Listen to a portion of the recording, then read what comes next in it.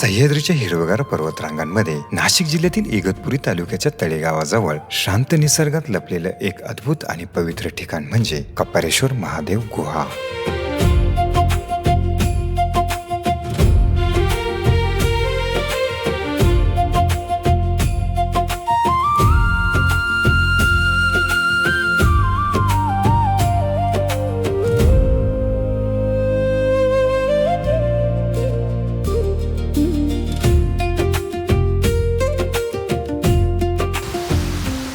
आणि गाडीच्या शेजारी थोडा पाऊस येतोय. एकदम मस्त चहाची मजा घेते तुम्ही बघू शकता.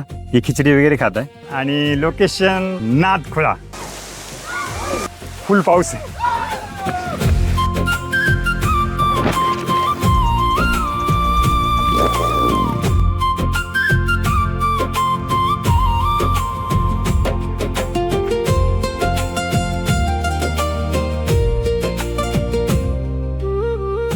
आमचा प्रवास सुरू झाला मुसळधार पावसामध्ये आणि इगतपुरी म्हटलं की महाराष्ट्राचं प्रसिद्ध हिल स्टेशन. पावसाळ्यात तर इथलं सौंदर्य आणखी खुलून दिसतं. रस्त्याच्या दोन्ही बाजूंना पसरलेली गर्द हिरवाई, सह्याद्रीच्या उंच कड्यांवरून वाहणारे ढग आणि थंडगार वाऱ्यांची झुळूक प्रत्येक क्षण मनाला एक वेगळाच आनंद देत होता.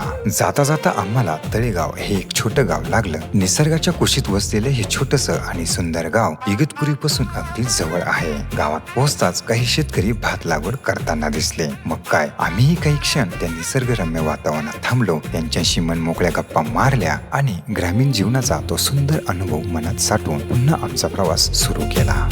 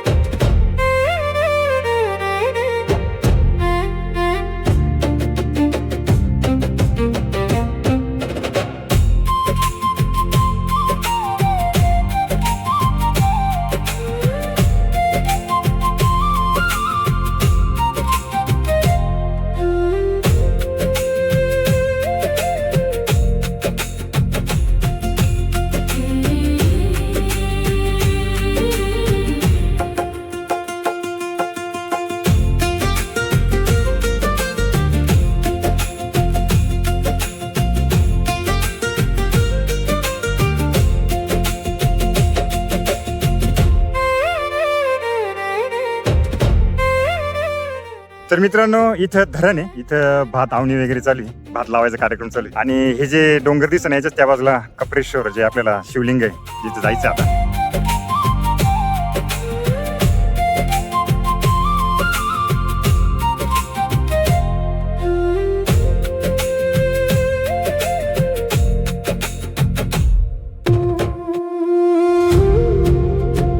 वेळातच आम्ही कपारेश्वर महादेवाच्या मंदिराच्या पायथ्याशी पोहोचलो. समोर हिरवाईने नटलेला डोंगर, धुक्याची शुभ्र चादर आणि पावसाने अधिकच खुललेल्या सह्याद्री हे दृश्य पाहून मन अक्षरशः प्रसन्न झालं. आता खरी सुरुवात होते कपारेश्वर महादेवाच्या पवित्र गुहेकडे जाणाऱ्या ट्रेकची. चला, तुम्हालाही घेऊन जातो या अविस्मरणीय प्रवासावर. हर हर महादेव. तर हा मित्रांनो, आम्ही गाडी ना थोडी पाठीमागे पार्किंग केली आणि इथं सिच्युएशन थोडी वेगळी आहे. जास्तच पाऊस असल्यामुळे इथं मध्ये आता पोलीस जाऊन देत नाही. 2 पोलीस होते इथे आणि पाऊस म्हणजे इतका काही नाही उघडलेला आहे, परंतु सिक्युरिटीसाठी त्यांनी वरती जाऊन देत नाही. सकाळी जे आलेले लोक आहे, मी समोर दाखवतो, हे बघा, हे वरती जाऊन आले, परंतु आम्हाला इथं थांबवलं गेलं आहे. आता बघू वरती जाऊन देता का नाही. शक्यतो देणार नाही बहुतेक, परंतु बघू आता काहीतरी ट्राय करूया. मग जाऊन देत नव्हते, परंतु आमचे काही मित्र जे देवीदास वगैरे ते पुढे गेले आणि आदित्य आणि मी आता आम्ही पाठीमागून चाललोय. आणि इतकं सुंदर आणि छान लोकेशन आहे मित्रांनो. सगळीकडे भाताची शेती वगैरे चालली आहे. म्हणजे ट्रॅव्हलिंगमध्येच खूप मजा आली. त्यात आता वरतं ट्रेक सुरू केला आहे. एक नंबर लोकेशन आहे हे बघा. बघताच लोकेशन दिसतं बघा, काय सुंदर लोकेशन आहे मित्रांनो. तर चला, ट्रेक सुरू करतोय. हळूहळू वरती जाऊया, जे आपल्याला छोटे छोटे धबधबे इथे बघायला मिळणार आहे. मित्रांनो, अशा प्रकारे इथे तुम्ही एंट्री बघू शकता. श्री कपारेश्वर महादेव गुफा, तळेगाव, इगतपुरी.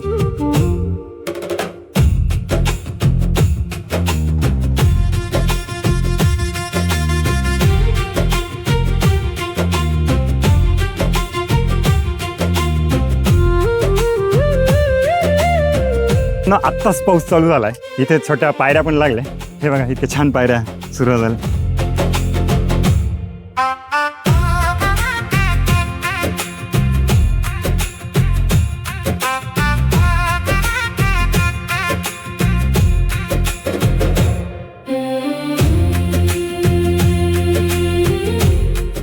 फुल पाऊस.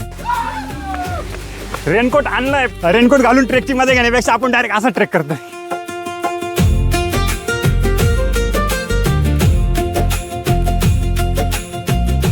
तर मित्रांनो छोटा ट्रेक आहे, इतका काही मोठा ट्रेक नाही. तुम्ही अवश्य या निसर्गरम्य परिसरात येऊ शकता मित्रांनो. पावसाचे तर खूप मजा आहे, फक्त जास्त पाऊस असेल तर टाळा, कारण हे धबधब्यांचे जे पाणी ते वाढू शकतं. पुढे खाली जे गाडी वगैरे आहे तिथे प्रॉब्लेम येऊ शकतो, पार्किंग वगैरे सगळाच. फक्त तुम्ही वातावरण एकदा वेदर चेक करूनच या. पोलिसांनी आम्हाला पण अडवलं होतं, बरीचशी रिक्वेस्ट केल्यानंतर आम्ही वरती आलो मित्रांनो. आणि चला आपण या निसर्गरम्य वातावरण ट्रेकची एकदम मजा घेऊ. खूप वरती यायचं नाही मित्रांनो. हे बघा इथेच तो कडा आहे बहुतेक, किंवा छोटा धबधबा इथे लागलाय. मंदिर कुठे आपण बघूया. खूप छान वातावरण, एक नंबर मित्रांनो.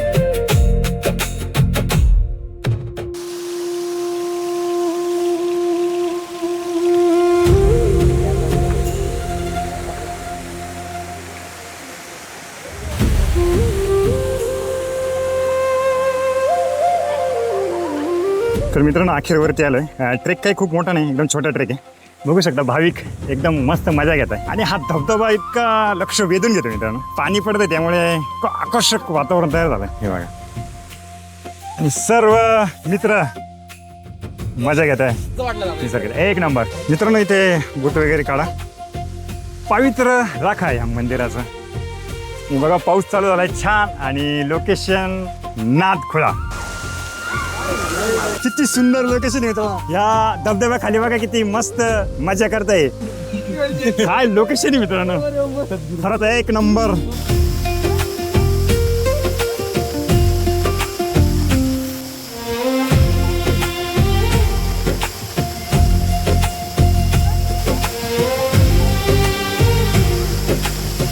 नमो पार्वती पते हर हर महादेव.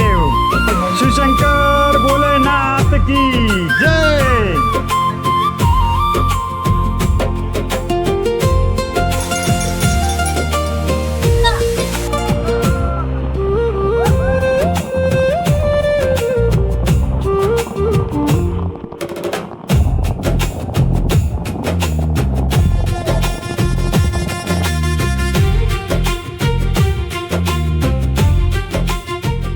इगतपुरीपासून अवघ्या काही अंतरावर असलेली ही गुहा महादेवाच्या भक्तांसाठी श्रद्धेचं स्थान आहे. निसर्ग, अध्यात्म आणि साहस यांचा सुंदर संगम येथे आपल्याला अनुभवायला मिळतो.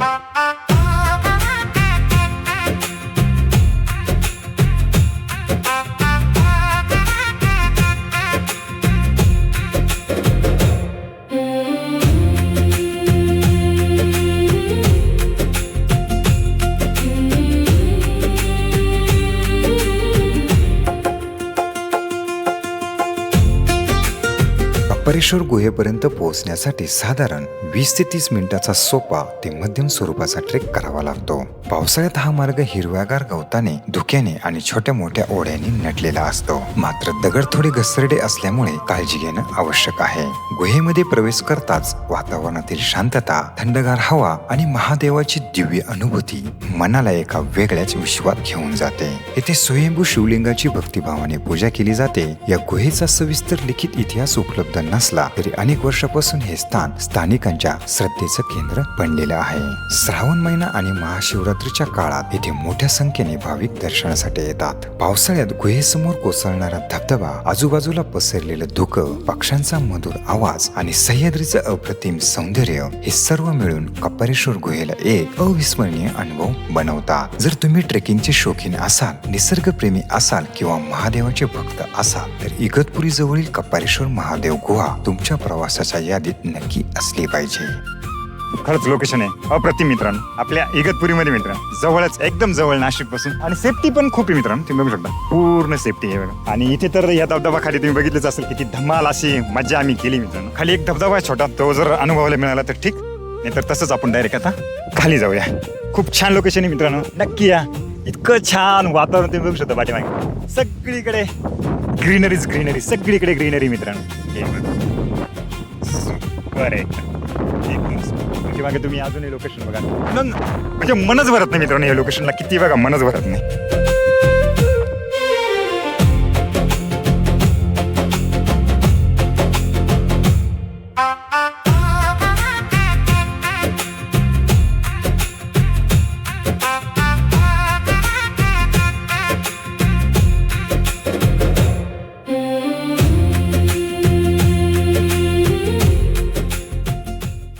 तर मित्रांनो त्या धबधब्यावर काय आम्ही जास्त वेळ थांबलो नाही तिथे काही खाली जायची जागा पण नव्हती आणि एवढं काही विशेष पण नव्हता. तर आम्ही आता पटपट खाली जातोय. खाली गेल्यानंतर आपण चहा वगैरे बनवूया तिथे आणि चहाची मजा घेऊया.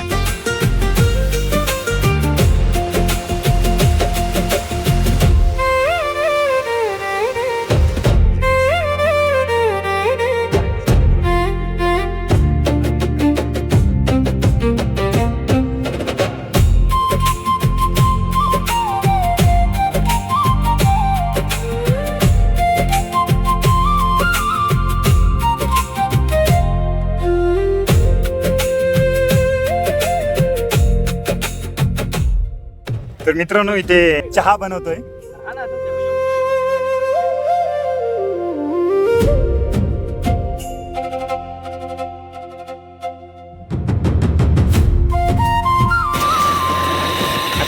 आणि गाडीच्या शेजारी थोडा थोडा पाऊस येतोय. इथं मस्त चहाची मजा घेते तुम्ही बघू शकता. ही खिचडी वगैरे खात आहे. आज एकादश म्हणजे उपवास असल्यामुळे आपण दिवसभर खिचडीवरच आहे. जवळजवळ चहा तयार झालाय.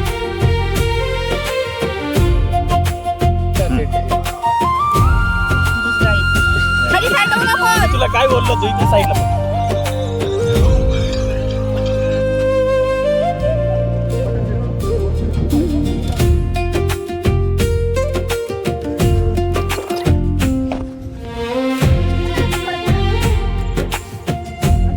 तर अशा प्रकारे मित्रांनो आपण जे कपेश्वर महादेव मंदिर आहे ते इगतपुरी जवळचं ते पूर्ण एक्सप्लोर केलंय.